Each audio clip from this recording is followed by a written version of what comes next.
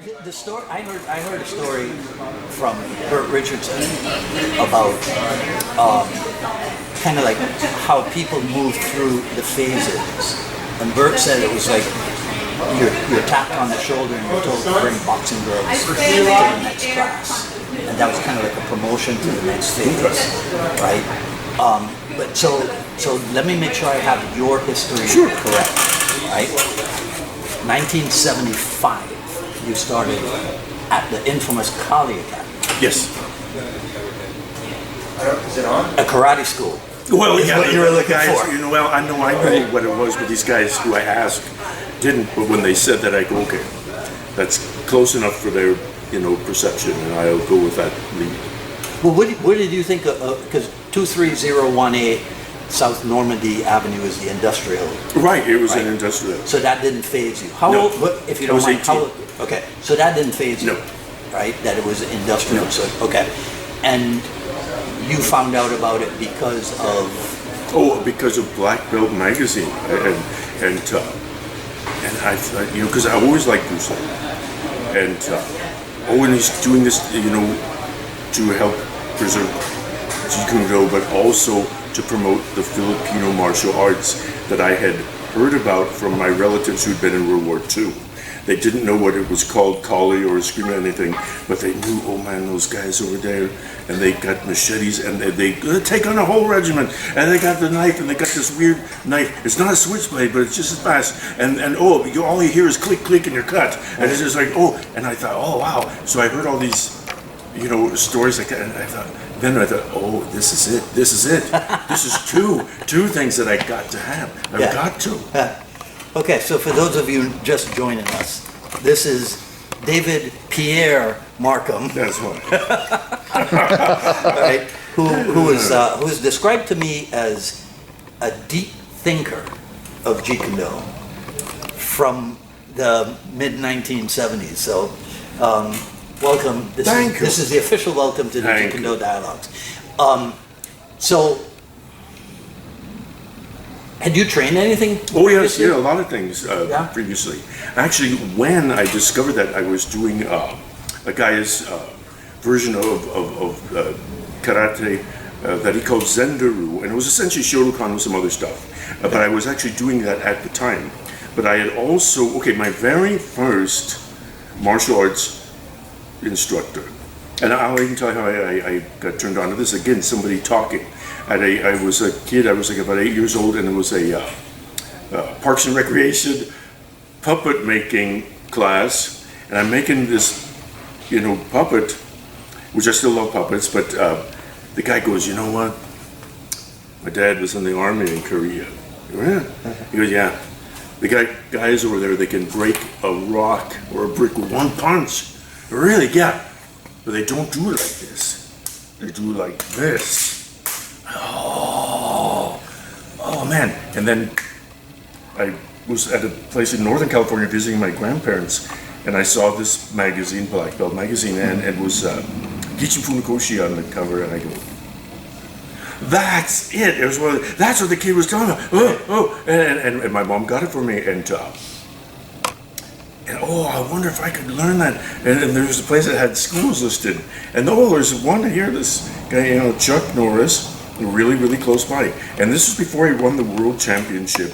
So only, people who are really, really into martial arts, I guess, would have even known who he was. But yeah, he had a class, and I only trained him about 3 months, but because when you're a kid, 8 years old. But I did learn the front kick. There you go. That took care of a couple, bullies in school. Because I hit him with that and folded him. Because he was taught to hit the solar plexus. Mm-hmm. Oof! So thank you, Chuck, my very first martial arts instructor. Then I also did, I became obsessed with boxing, Western boxing. And there was a gym about a half mile from where I lived, and it was Gordon Shaw's Boxing Club. And he mainly had a store that was centered towards racing boats and stuff. But he liked boxing, and he had this gym, and it was just for professionals. And I want to learn boxing. Well, sorry, we don't teach kids anything. But I went back. I want to learn boxing. No. And he goes, okay, tell you what. We got one of the guys here. He has a younger brother about your age, and again, I was like maybe 10, and he'll spar with you. So okay, I go down there, and they weren't there. And he goes, okay, we'll go in the ring and punch the turnbuckle pads until your knuckles bleed. So you're telling us to a 10-year-old kid, but okay. And then they start making these dots, red dots, and I go, how? It goes, oh no, go ahead, do some more. Okay, that's enough. Anyway, eventually the kid came back, Joey Robles, and his brother was Rudy Robles Jr., who was the professional, but Joey was about my age. And okay, he'll spar with you. And he just waded in and started punching the crap out of me, and for 3 rounds. Okay, blah blah blah. That was great.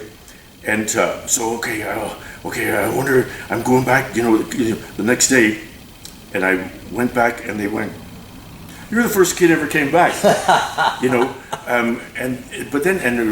I did that for about 4 years or so. When we did sparring, Monday through Thursday, because they didn't like to come in on the Robles didn't come in on Friday.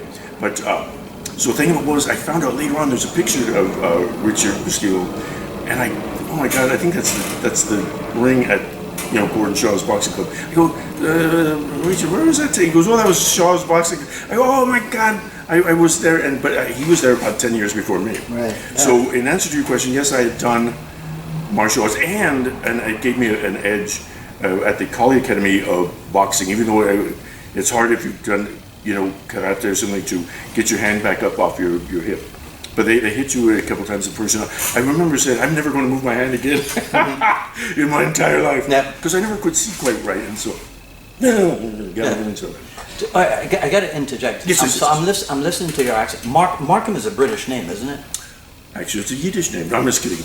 No, I've been told it's Irish, but it sounds more English. But we've been here for like centuries. Nobody even knows or cares where we came from. It's such an amalgam. I mean, seriously, just but yeah, because it's actually just everything.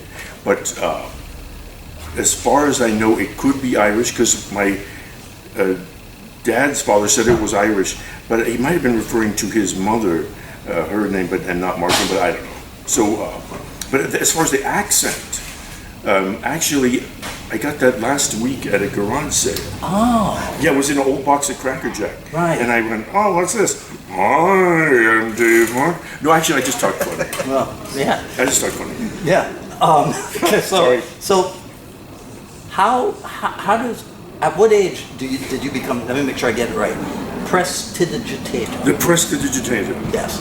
Well, because again, it's embarrassing to admit that I stopped my development at 8 years old because I became enamored. There was a guy on TV. There's a couple guys who did magic, but the most professional guy, and his name was Chuck Jones, and he had a kids show, Chuck Jones, the Magic Man, and he would do tricks in it, and then he would say, now, if any of you kids are interested in learning magic, there's a place in Hollywood called Burt Wheeler's, and again, where's that? And my mom knew where it was at.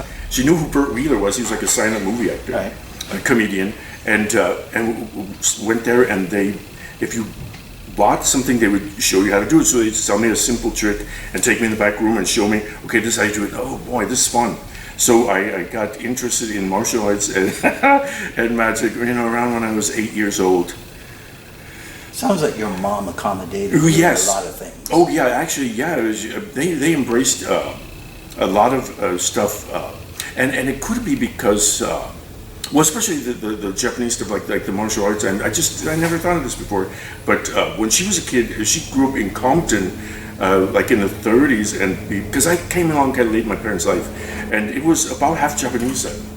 And like on Boys' Days, you'd hang out these flags for Boys' Day, it's kind of funny, and nobody else, but I'll tell you something else, the times are so weird that, as I took, like, say, that Black Belt magazine, and And what's that? What do you got there? And they would send me to the school psychiatrist. It's like, what's he looking at? What is this? Yeah, this kid's weird. He's flipped, you know. And it's like, well, no, you know. Oh man! Oh my God! Did you also read and be influenced by Liberate Yourself from Classical Karate? No. You never read that? No. No. Oh wait, the article. Yes, yeah, the article. Yeah. Absolutely, and that's what made Bruce Lee my hero, because they labeled him as a non-conformist, and that's what the school psychiatrist would go. Dave, there's nothing wrong with you because you're a non-conformist. And so, okay, and then. Bruce Lee, a non-conformist. Oh, yeah. Oh my God! Yes, I love that article. Oh my God. Okay, so yes, it was written in the stars. All right, so now, Kali Academy, first class. Any recollections? Oh yes, I remember very well. Because actually, we started doing drills with boxing gloves very, very quickly. And my very first teacher there was Jerry Petit. Whose wife actually carries on as JKD. Yeah. And he liked to do trapping. Cass and I were just talking about that. And but he showed me the first trapping, the first, I think what was that? What's that? What do you call that block? Lopsal. No, with the stick. The roof block. Roof block, yeah. Roof block. Okay, I got it, son. But oh boy, and I just love that. And I think even that day, or very shortly there, after we had Angel Cabales and some of his guys come down and do a demonstration, I thought, oh my God, you know, this guy is a legitimate master, and he's, you know, so casually has his students with him, and I remember it was, to me, very scary, because they get down and they bang, and they hit off the ground and stuff, and then it's like, oh shit, oh God, it's like, oh wow, oh God. Oh my God! And you know, I was, I know, but at least I liked it. Right. It wasn't like, oh, what's this? You know. Yeah. At least I was non-conformist. Right. Yeah. To not send myself to the school psychiatrist because I like something that. But was it also, or was there an aspect of, oh, I gotta get this? Oh yeah, definitely. Yeah. Definitely, it's like, oh shoot, look, oh my God, and actually, and I remember. Because my dad acquired a couple Balisson knives, and yeah, he got them from someplace at a sporting goods store. Like some guy had them, and we bought, I think, at least two of them, and one was lost, and but I still have the other one. And I remember bringing it in, and Jerry Petit going, "These are scarce as hen's teeth," because nobody had them then. Now you can get them, but they're illegal in California, of course. But yeah, they didn't have the ballet song company, and yeah, you couldn't find them anywhere. Right. But I love it. Oh, because I'd also done fencing. At that time, I'd done fencing for about 2 years, like when I was about 12 through 14. And then I went back later on after the Kali Academy, and I did fence épée at Salle d'Armes Couturier for about 17 years straight. 17 years straight, because I like the épée. I think and you can see, because they call the stop thrust, right? You know, yeah, Jeet, yeah, the stop hit and all that. Okay, so did you make that connection immediately, or did that? So the stuff that you're doing in fencing, was it easy to make the connection when you go back to the Kali Academy? Somewhat, because I hadn't been fencing. You know, when I was at the Kali Academy for a long time, but I could see a lot of the similarities. But you know, they would, because we were using sticks and there was more force, but they would say, but it's like a blade, and also they had the left hand, which they don't in fencing, and because the fencing the sport fencing that we see now is based on a duel. That's why they have this strip, and you're not allowed to use your non-weapon hand. You can't, but guys cheat. But we won't get into that now. That'll be for our special How to Cheat at Fencing seminar, which I think Cass has scheduled for sometime. You know, we're going to learn all these things of cheating, and you know, like have your hand here and then go, oh, and the guys do though. And actually, you can see a famous fencer, Aldo Nadi, few tapes of him, but one he's using a long and short, and it's cool to see the traps they did, you know. But anyway. Yeah. Okay. So first class. boxing gloves. Yeah, as I recall, it might have been after because I don't recall bringing them, but very shortly after we started doing drills. Okay. Drills. That's interesting because, like I was telling you before, Right. before we put the camera on, Burt Richardson has this story about Richard Bustillo saying, next class Right. bring boxing gloves. Right. And after that class, the numbers in the class dropped precipitously. Well, yes. Right. So, do you remember your first experience with contact Yes. at the Kali Academy? Definitely. Well, and again, there was guys who were really, really cool, and there was guys who weren't. And I remember, well, some of the first Was Davis Lear cool? Oh, Dave was totally cool. But I wasn't in the same class with him until the JKD class. Ah. But Dave Lear, of course, is cool. Yeah. Yes, in fact, cool, it turns out, is his middle name. Who knew? But do you know Cameron Rico also? Yes, I do. Was he cool? Well, actually, I don't remember training with him because I was before him, and they started, okay, they were all phase 4 guys, and I would have some experience with them once a year when there was only, okay, Dan would go on vacation because he was a PE coach, and later on I met one of his students, John Wong, who was like, yeah, Dan Inosanto was my PE coach, and then he was training, that was at IMB Academy. Anyway, so Dan would go on vacation, and me and this guy named Richard Mendez, who is also really, really good. But he would say, Dan would tell us, okay, if any of you guys want to, just go in the phase 4 class. So we go in the phase 4 class, and that is where, and I don't really remember much about many of the guys because we were only there for like 4 weeks. But some of them I remember, but yeah. And Cameron I know primarily from seeing him recently at Bud Thompson's reunions, and so that's where I would see Cameron. All right, so break this down for us, because a lot of people I don't think have heard enough about phase 1, phase 2, phase 3, phase 4 at the Kali Academy. Okay. Right? So, phase 1 consisted of? They were all kind of the same, like Cass was saying, it's the same stuff, but just at a kind of a higher level. You are then sparring with and doing the same drills with students that have been doing it longer, and are a little bit sharper, and then you feel a little bit sharper. And that was phase 1? Well, that was phase 1, phase 2, phase 3, phase 4. It all seemed to be kind of mainly the same. They were a lot the same. Ah. There's more similarities than differences, except for that a greater experience level. Right. That would be the main thing. It's like, oh wow, it wasn't so much like, oh wow, and now we're doing boxing. It's like, well, because we did it from the very first day. But yeah, it was the biggest innovation or new thing ever was when we started doing contact sparring with the sticks. and that was another experience I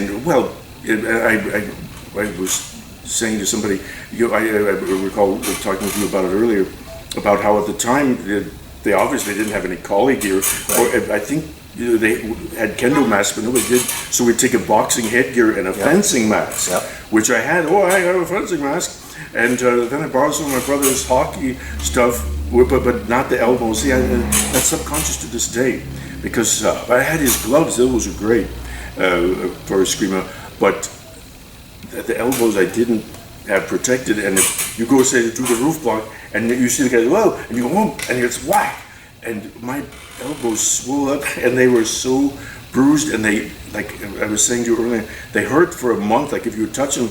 And I remember, I think Dan said, well, how are your elbows? I go, it's fine. It's just like this reflex. It's my elbows, please.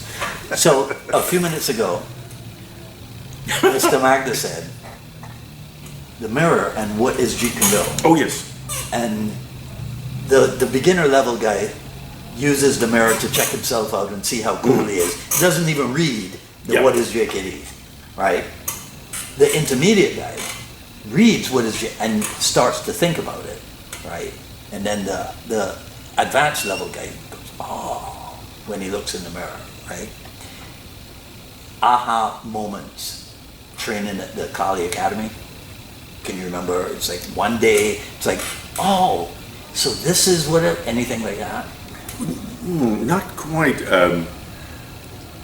There, I was again. It might have been from the article that you referenced, "Liberate Yourself from Classical Martial Arts," where he says something about when you're tired of your own spiritual screams. Because I thought that because from my boxing stuff, I knew the hands-on hip stuff was not the safe way to go. Although really, you should learn both. Because if somebody's attacking, boom, and then you can hit from there. But anyway, but once it started, there's no reason not to. I think I was already aware of my spiritual screams when I went down there. The only thing as far as a big epiphany, I think I was pretty much ready for being a non-conformist. I was ready for the general idea. And but now that you mentioned two things, one I thought, well, and nobody's going to take me to a school psychiatrist now, because I did not swear to him. And then what Cass was saying, I know, and I give long answers, and I apologize. But the thing, and when the advanced guy looks into the mirror and he sees himself and goes, oh, so this is Jeet Kune Do. And I thought, I looked into the mirror and I thought, JKD is ugly. This is, and. But see, when maybe that was my big epiphany years later. It's like, JKD is ugly. But effective. But effective, damn it. Well, but again, and then what's ugly, what's beautiful. And because Cass was speaking earlier about the Escrimador who only did number one, but everything was timing. And you let's say Muay Thai, for example, it's like mainly they do two kicks. But, you don't want to get in the way with the two kicks. It's like, and that's a whole other story, but there's a perfect example, and other martial artists I really like. Say, for example, Boss Rudin, he was never Mr. A man of 1,000 punches and kicks, but everything was like smooth as glass and polished and brilliant, and I think it also relates to you hear stories about a Kimura, who was the guy who beat Elio Gracie. But he would do thousands of his hip throw but so certain things people will think, oh, I'm really good at this. I'm going to polish this up and make it so that nobody can get through this. Yeah. So you were at the Kali Academy right up until '84 when it closed and morphed into the IMB? Well, yeah, they were actually. I remember when they were going to, and I was really dismayed. I was, I can't stand this idea.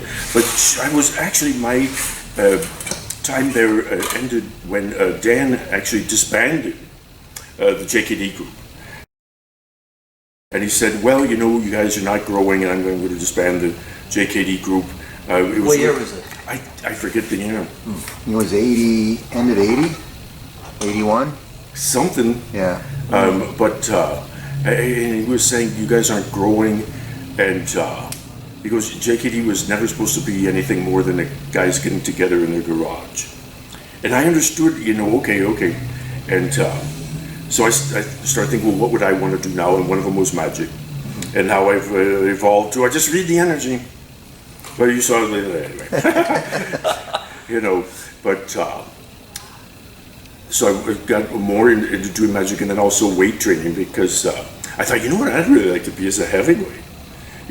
Because I thought, man, boy, would I be, hell on wheels here or something? And I thought, I think I'll start doing weight training, which I did, and took me 10 years to gain 30 pounds.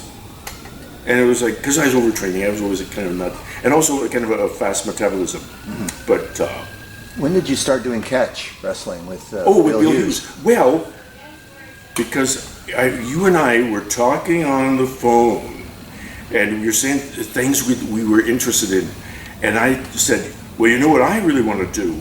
I want to do Brazilian Jiu-Jitsu because they do it from the clinch, because I read an article. And from the clinch. I thought I can clinch with anyone, and blah, blah, because that's what you do when you're getting the crap knocked out. It's like, okay, ooh. Again, it was this thing I really want to study this, but I was kind of out of martial arts. but I thought, okay, and he told me about a friend of ours who was one of Larry Hartzell's guys, Hal Faulkner. He goes, we got to talk to Hal Faulkner because he's training with him. Yeah. So I did, and he took me over to their house, was their teaching at their house. Orion, yeah. And then, of course, it was kind of pricey. It was $20 for a private lesson. Half hour. Yeah, half hour. Ooh. Wow. But then, I think it was Hal and both Steve Martinez, they were there when the first time we were there, said, well, you know, there's a guy who teaches, catch-as-catch-can wrestling at the IMB Academy. It was the first, as I call it, incarnation of the IMB Academy. And I think he didn't teach anything. He was, but the only thing is, you know, it's a lot of net locks and stuff. Because, but the thing is, you're going to get hurt. You're going to get hurt. And, well, you know, blah blah. You know, you get hurt. And so I thought, well, you know, I thought, you know, I think I'm going to check this out. And that's when I did the catch-as-catch-can wrestling with Bill Hughes and a guy named Casey Olson. So there was a guy named Bill Hughes and a guy named Casey Olson who taught catch-as-catch-can at the IMB. Right. Yeah, because Casey was kind of like Bill's protege. When was this? I have never heard this story. Oh, this was in the late '80s, like 1988. Because I remember, and that was probably the late '80s. And also then, when I'd already done some of the Brazilian Jiu-Jitsu, then also Yor Nakamura taught the shoe wrestling there. Right. And I did some shoe wrestling with them too for a while. All right. Now you mentioned the name Larry Hartzell, but then we just went straight to something else. Right. I do that, and I apologize. Join the club. Okay. What were your experiences with Larry Hartzell? Well, he came down from is North Carolina or South Carolina? North Carolina. Yeah. And he had Hal Faulkner's with Dell, our friend Dell, with him, and because Dan would say, he would speak of Larry Hartzell as like this just ferocious guy, like as a bouncer and stuff, and it's like, oh my God, and I imagine him to be this brawling, guy, and then meeting him, and he was like this soft-spoken, like Southern gentleman type guy,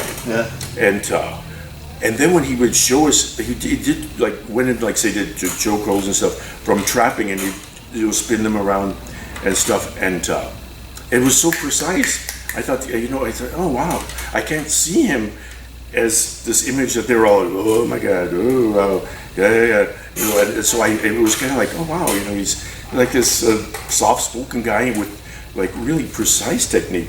But I really didn't train with him a lot. Just met him, and he was here for a few weeks, a couple of times. So Hartzell is old-timer who trained with Bruce Lee as well. When the new kids on the block came along, like the Cass Magdas and those kids, what did you think? Well, actually, Cass specifically, I really thought, this guy's coming all the way from Canada. I mean, I know the feeling of really wanting to do this, but I thought, I don't know if I would have the wherewithal. Would I have done that? And I was just saying to Cass a few days, we were on the phone, and I said, it's like the biblical story of the pearl of great price. And the man finds this pearl, and it's this exquisite thing, and he sells everything that he can to get this pearl of great price. And I thought, and so guys like Cass, I thought, wow, I kind of admire that. Mm-hmm. And he'd obviously already done a lot of stuff. And I thought, oh, wow, that's pretty cool. And then Dell moved out here too, so did Hal Faulkner. They all moved out, and it was like, wow. And the Kali Academy was one of the reasons they came out here, and they've made everything else kind of grow around that. Mm-hmm. And I thought, wow, I thought it was impressive that I actually was motivated to get my driver's license to go down, because I waited till I was 18, and then I thought, oh God, this place is in Gardena and Normandy, and I better get my driver's license so I can drive down there.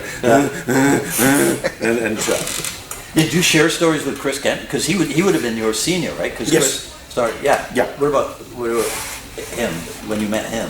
Well, I met him because he would be there. Because y'all would be close in age. Yeah, we're pretty close in age, Right. I think.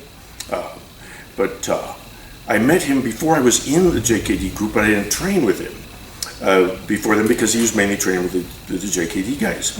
And I remember one thing, you know, talking to him about the JKD group, because again, it became like a obsession. Yeah. And I wondered, you know, what secrets were they learning? And like I said, it turns out there really wasn't anything, you know, that different.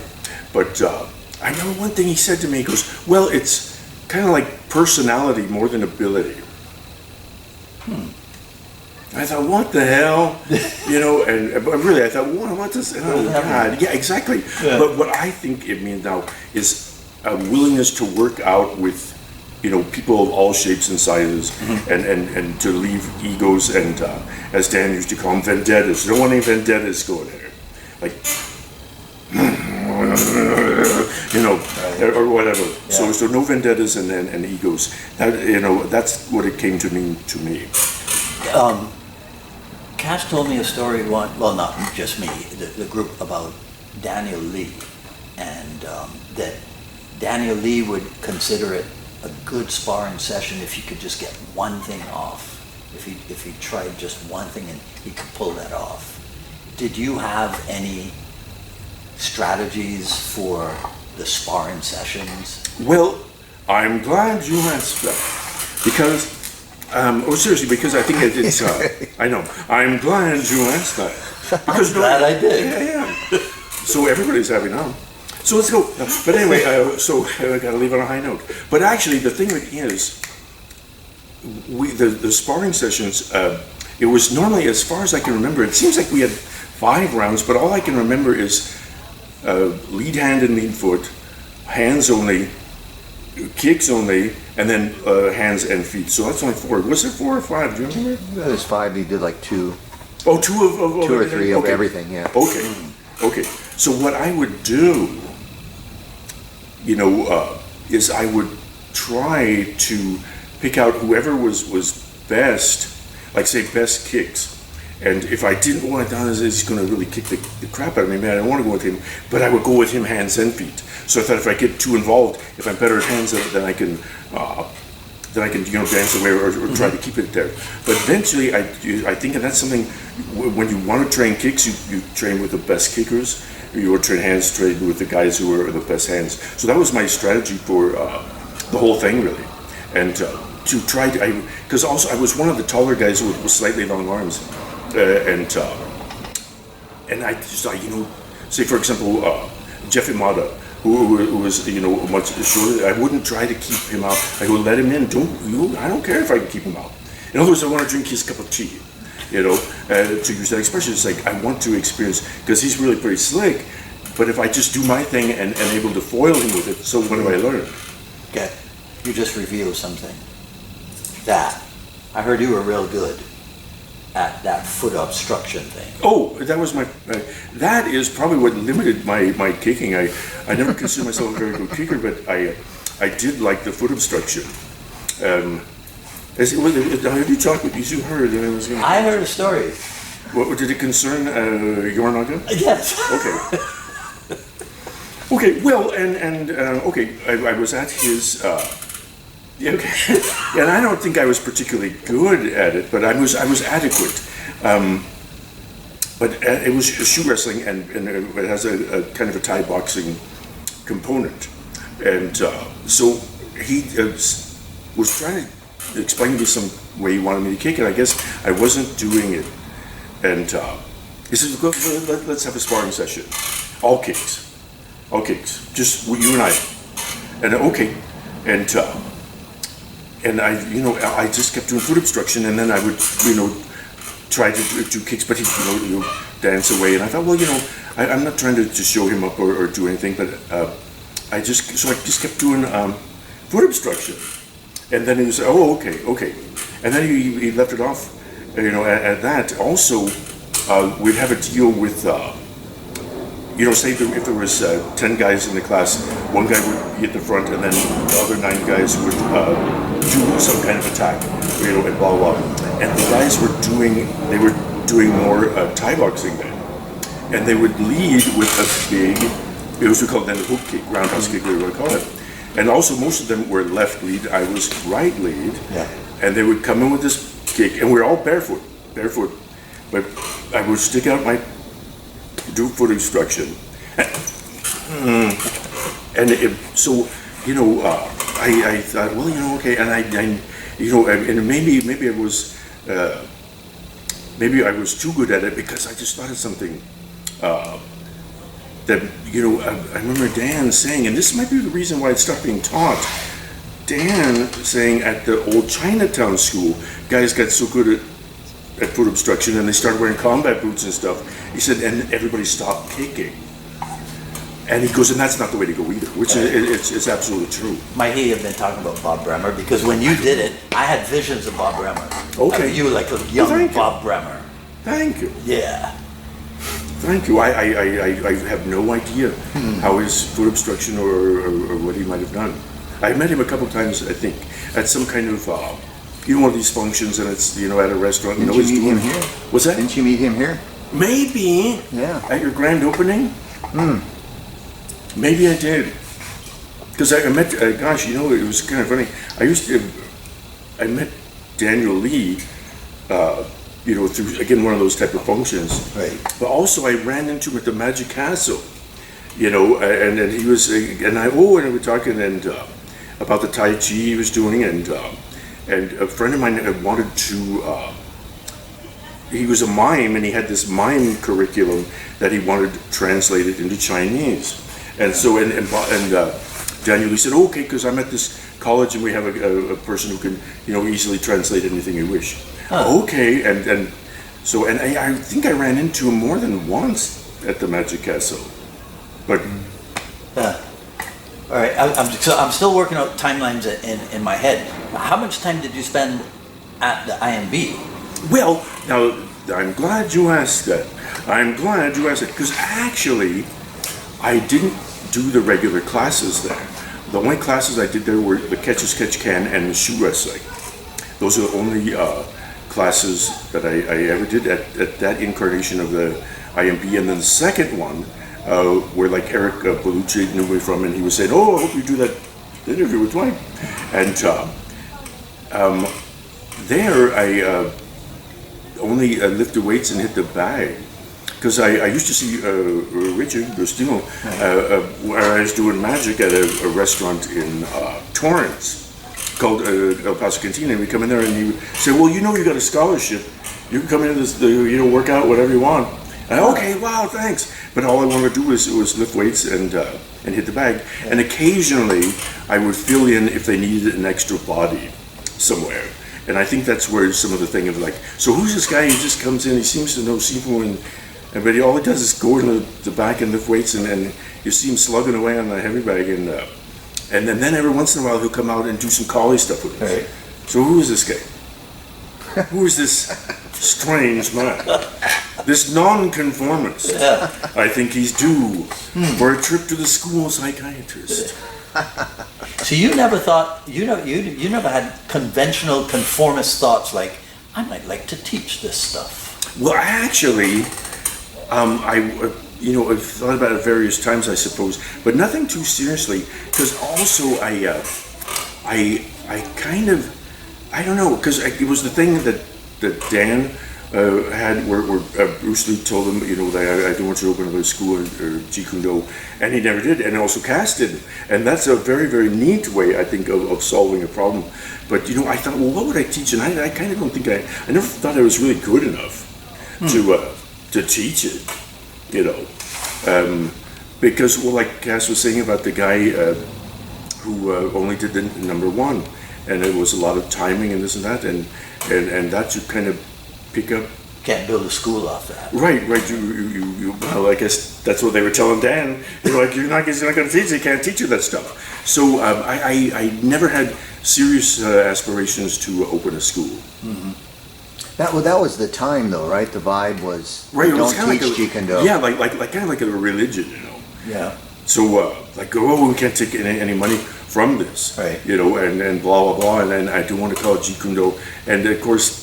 And that's the can of worms, right. when you. So that was kind of like how Daniel Lee hid his Jeet Kune Do inside Tai Chi, I guess so. right? That Right. type of thing.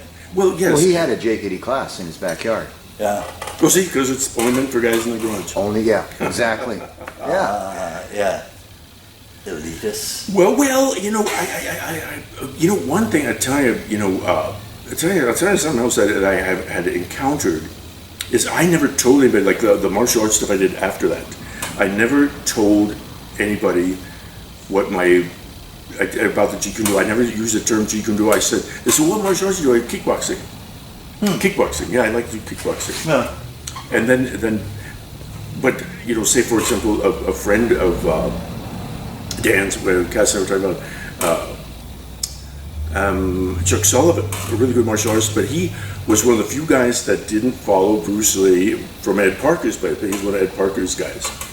And, but he's a really nice guy, and he let me train in there with them and these other Kempo guys. The guy we both also knew, Vic LaRue, and I met a lot of guys, Robert Temple, really, really cool guy, and I forget all the different names, but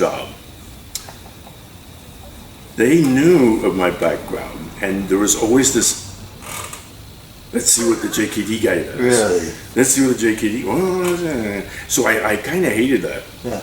You know, because I didn't like, and I'm certainly not, you know, I guess really you could say nobody's like the representation of JKD except for Bruce Lee. Okay, all right, but so here's a challenge for you, and your answer will help my good friend Ron Reagan Goldstein, who you didn't meet because he left us last night, but he's big aficionado of Cas Magda, right? Your definition of Jeet Kune Do, because if I can pass this on to Ron Reagan, he'll be able to explain to people, because people ask him all the time. Yes. And he hasn't come up. Yeah, he hasn't come up with a good definition yet. So maybe you can work your magic. Well, thank you. I appreciate your confidence in me. I'm better at reading energy off cards. And I wasn't right on one of those, but it is close enough because this is just the energy. You know, I thought you did that deliberately. I think you were hiding stuff from us. I think you did that deliberately, and then you cut it short. Yeah, I don't think you really made a mistake. Thank you. I appreciate your confidence again in me. And moving right along to the answer that you seek. Call me Segway Dave.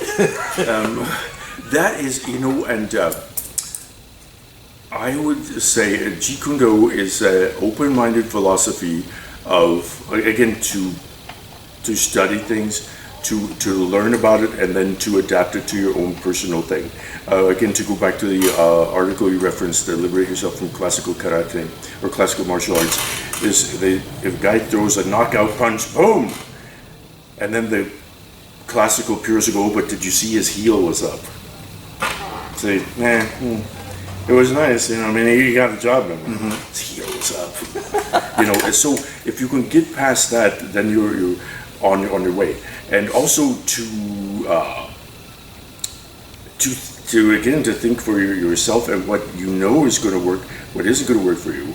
And I will use an example, kind of a strange thing. My dad liked every kind of thing with firearms. And it was about the second to the last thing he was into was what they were then calling, they call it two things. They either call it combat pistolcraft or practical pistol. And he would go to these competitions, and he was this old guy. He was retired then, but he was really, really into it. And they would have these matches that were supposed to, in some way, replicate a shootout, and they would always, you know, draw, and it was against time, and this and that. And I thought to myself that in an actual combat situation that I wouldn't be able to aim to get a sight picture, because they were always big on sight picture. You're going to get a sight picture, and a sight picture, boom, and you get the sight picture.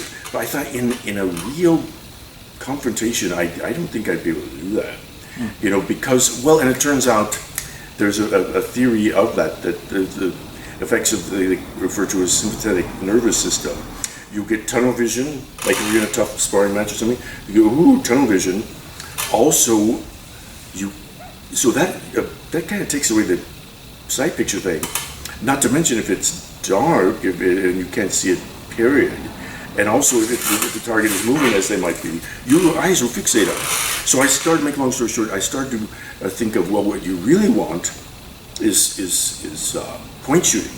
And these guys, that point shooting, you have to be really special. And there was like an old-time guy named Thel Reed who did all this cowboy stuff, and he was like bingo if he did everything point shooting. He'd bang and hit. But that was him, he was special.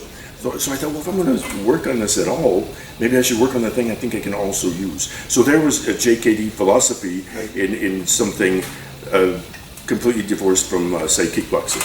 Yeah. Well, did you ever become aware or formulate the thought that some of the Jeet Kune Do philosophies that were built in, that you had to have an approach with a caveat in mind? Like what? Well, so for me personally, using no way as way, right? Well, it can't end there because without thinking about it, that kind of implies all ways are equal, but that's not true. Even liberate yourself from classical karate. Some people will read that and they'll go, oh, well then there's nothing valid in classical karate. Okay, I see what you mean. Right? But that's not true. No, not at all. There's so much, tremendous value. Yeah. Right? So that's what I mean. Did anything like that ever happen to you? You go, well, Bruce Lee was well-meaning, but maybe he didn't think it through far enough, or he didn't have time. I didn't think that, and I actually, certainly at this moment, I don't, because of, I remember Dan telling us about, say, specifically, Bruce would say, he'd go, look, here, I'm going to take you like a karate man, and he would hit him, and Dan would be frustrated, and he goes, okay, Bruce said to him, so who has the better structure, you or me? He goes, well, I do because I'm doing, he goes, well, but I'm still going to hit you because I'm using, the quality of the speed or timing and distance control. So, and the thing I think that I would have thought myself was I would liberate myself, not necessarily from classical karate, but I wouldn't be obsessed if my heel was up. And a lot of guys weren't. I'm trying to remember, there was guys, what was his name? Jackson, a contact, a kickboxing karate fighter, then Cecil Peoples, guys like that. And Howard Jackson. Howard Jackson. Yeah. Howard Jackson. Guys like that, I remember seeing them get criticized for, look how off balance he is. He just rushes in and he hits, and it's like, well, so what was the result of that? I don't want to make fun of this guy's technique. You make fun of his technique, and they did, and it's like, I don't know. See, I think again, you put it in where it comes down to, well, I can be classical or I can get hit, or I can be classical and the guy just dances away. I got to do something to it. So I know. Wow, what a long answer. Yeah, well, but. So no, I guess. I think that's called context. I think you're right, sir. Right, Joe. I think you've got it. I think it's called context. Okay. Right? Yeah. I'll take that. Thank you. So you don't spend a lot of time on the internet in martial art discussions, do you? Oh God, see, that's a secret martial art weakness of mine. Oh God, but even at the Kali Academy, JKD group, Dan Inosanto has a pile of black belt magazines that he was going to have to send back. He goes, you want one of these? I'll give it to you because I get credit for them anyway. I go, if it has anything to do with martial arts, I don't want to have anything to do with it. I don't want to look at it, I don't want to hear about it. And that was then. And then I would tell people, at the, say, IMB Academy, I go, well, I'm out of martial arts. I'm out of martial arts. I don't do it anymore. I go, the only interest I have in it now, I tell because it's like a mental disease. And I wonder what this is like, and so, to answer your question, do I spend? No, I don't. In fact, I judiciously avoid it because it's like, what's the point? You know, and you're never gonna. Oh, so no. But he does send me the most interesting stuff to look at.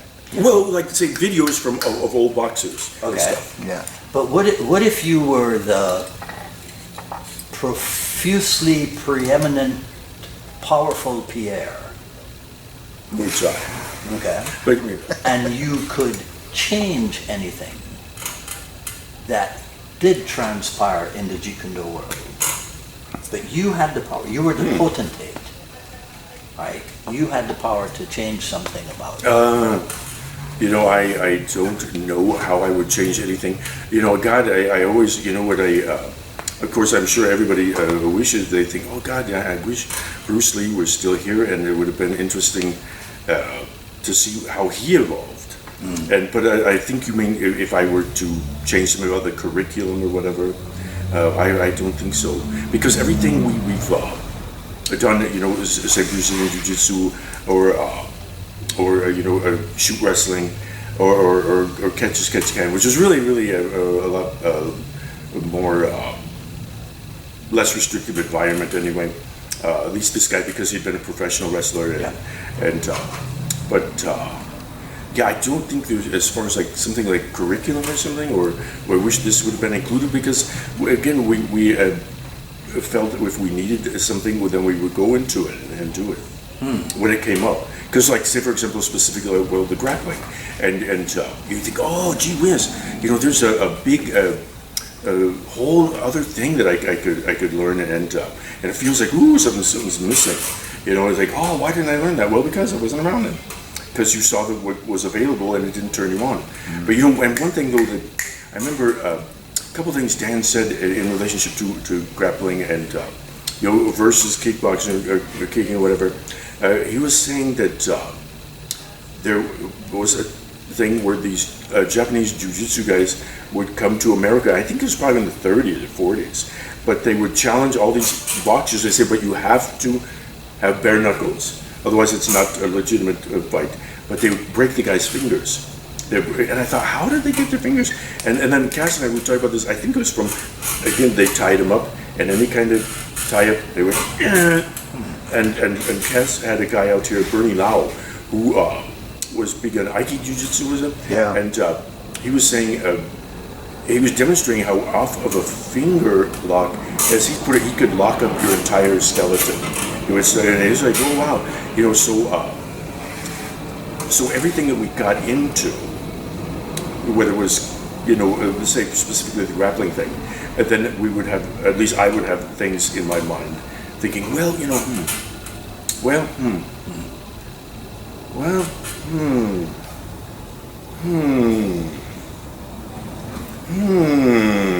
and I know other people did too. Yeah. Did you do that in 1993 with UFC 1? Oh, I did. Well, actually, we all did. Because, again, from the IMB Academy, I remember that very, very well. Actually, and again, this is kind of funny. I went to, I think then the Gracies were they had their Torrance school. And I said, if you like, at some point, I could work with Hoyce on his kickboxing and if any kids, and Horan goes, oh no, Dave, you would beat up Hoyce. He was kind of shining me on. Yeah. And I knew it, so I go, okay. But as far as seeing it and watching it, well, I knew that because of my own personal experience that you know, Hoyce would be able to take these guys into a place where they had not much experience, which he did, and like, oh, well, surprise, surprise. So I wasn't terribly surprised by it, but there was a group of guys, and we were watching it, and watching the crazy fighters. The guy who brought us over, his name is Mike Ruiz, and then the fellow I was mentioning, Walter McCloskey, Walter Sleeper. Yeah. He was there, and we're all watching it, and I remember he was seeing some guy, and he goes, well, I think he's from the BSKF. You know, anyway, you know, but, and that first fight with Goudreau, I think his name was, and it was against I forgot what they said he was, sumo or something, he's like 300 or something, and Goudreau knocked him down. It looked like he just, boop, right, him, boop, And the guy's sitting there and then he throws that kick and you see his teeth go flying out and Goudreau, there's two sharp punches right in the guy's eye and it's like, oh shit. I think they mean business here. Yeah. Were you around when, because I think, didn't they have one or two shoot wrestling competitions, amateur shoot wrestling, before UFC 1? That I couldn't tell you. No, you didn't know anything about it. Yeah, you know about that, right? Yeah, Inosanto Academy, yeah. And they did, right? Okay. Yeah, okay. But you didn't know anything about that, so. But even if you didn't know anything about it, I'm sure you could wax poetic about it. About what? Something you have no knowledge about. Do you possess that ability? To wax poetic? Wax poetic. About something I know nothing about? Yes. Why, yes. Because, well, but I mean, it would be just yes. But I really couldn't offer any critique or, because I never saw any of the matches. I saw some of the... But you could make it sound good. Well, thank you. Well, again... I have full faith in your ability. Well, thank you. Well, you know, the closest I come, there was a guy, and for a while he had a gym. I think he was constantly main on Muay Thai, but his name was Ed Wedding. And he eventually did Jiu-Jitsu too, although he wasn't, oh God, he was kind of like one of the guys who at the beginning was like, oh God, because that was one of the things. Then I was like, no guys, it's really, really good, because, you know, and blah, blah, blah. That, you know, and I know so many guys that said that, then and they got into it big time. Right. But Ed Wedding did the shoot wrestling also, and he was in some of those competitions. He also did Muay Thai competitions, and I seeing some pictures from it, and they had the helmet and stuff like that. Yeah. As a Jeet Kune Do elder statesman who hobnobbed with the creme de la creme. I still do. All right. Of the Jeet Kune Do world. If somebody said, well, Dave, Pierre, what advice do you have for the young'uns in the JKD world of today? I'm glad you asked that question too. Well, the same thing as in what I would say is, number one, enjoy it. And number two, work with everybody. Don't worry about beating everybody. Because especially, you know, it seems there's always one guy in the class who's got to win. He's going to pop you, or in grappling, he's the guy that's going to make you tap out. Who cares? Who cares? You know, you think about it. If say when we take a lesson from Hoist, he could make you tap out any damn time he wanted to, but he didn't. He'd always let it go, and you would have to fool around. I remember Hickson. We talked about Hickson. I had a lesson from Hickson, and he had some arm lock, and I was like, and I'm struggling around trying to figure out what to do. He goes, oh, my friend, he goes, it is too late already. You know, but see, I mean, obviously, it could have, at any time, just ended right there. Yeah. But didn't, because one, he was teaching, but also, you know, like I was saying, to